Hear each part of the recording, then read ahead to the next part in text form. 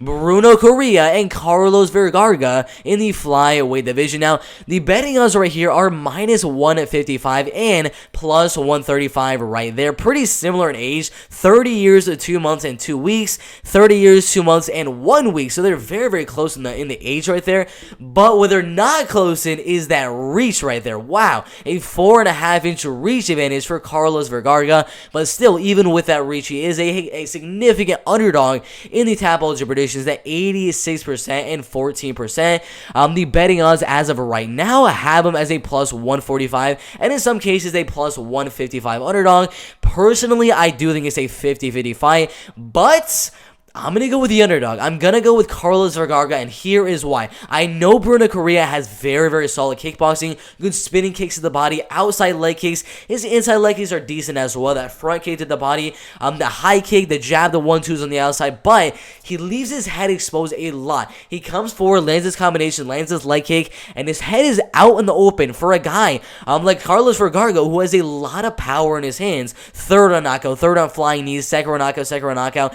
Pretty much all of these wins are by knockout, so if you're leaving your head exposed that much in most of your fights, you might get clipped, and that's what I'm kind of thinking about here. Because Bruno, when he's coming forward and not gonna have that reach advantage right there, he's gonna come forward, and I think he might eat a few shots and maybe might get knocked out by Carlos Vergara right here, who's a very, very powerful puncher, likes to come forward and just throw and look for that knockout. But the wrestling is going to be very even as well. Bruno Correa has a submission game advantage, the grappling type of advantage in terms of actually latching in that submission, because he has a lot of darts, chokes, anacondas, rear nakeds, all those type of things in his career so far. But it's just, can he get the fight down? I really don't think so. Carlos Vergara is a heck of a lot stronger than Bruno Correa, and I do think if the fight does go down, it's not going to be Bruno Correa going for the takedown. It's actually going to be Carlos Vergara going for the takedown, because we saw the fight with Diego Lopez and Joanderson Brito on Dana White's Contender Series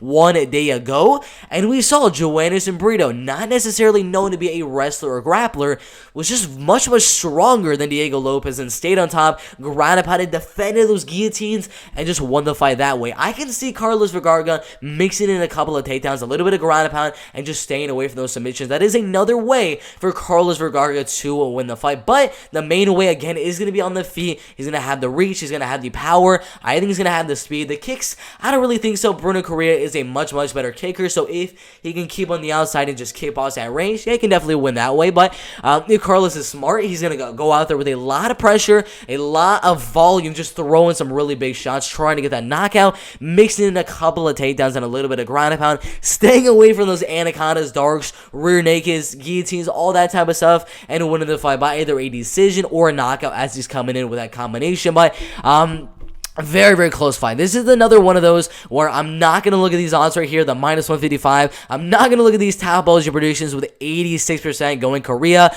although I can definitely see him getting the submission. It's very, very likely, but my gut is telling me that the better, the stronger fighter, the more powerful fighter, the guy with the reach, the guy with the volume, the guy with the power, the strength, everything like that, I think is going to use his strength to get the win on the ground and use his volume and pressure on the feet to get the win in the striking game as well. So it's a very even one, but I am going to go the underdog in Carlos Vergara to win the fight by a 30-27 decision.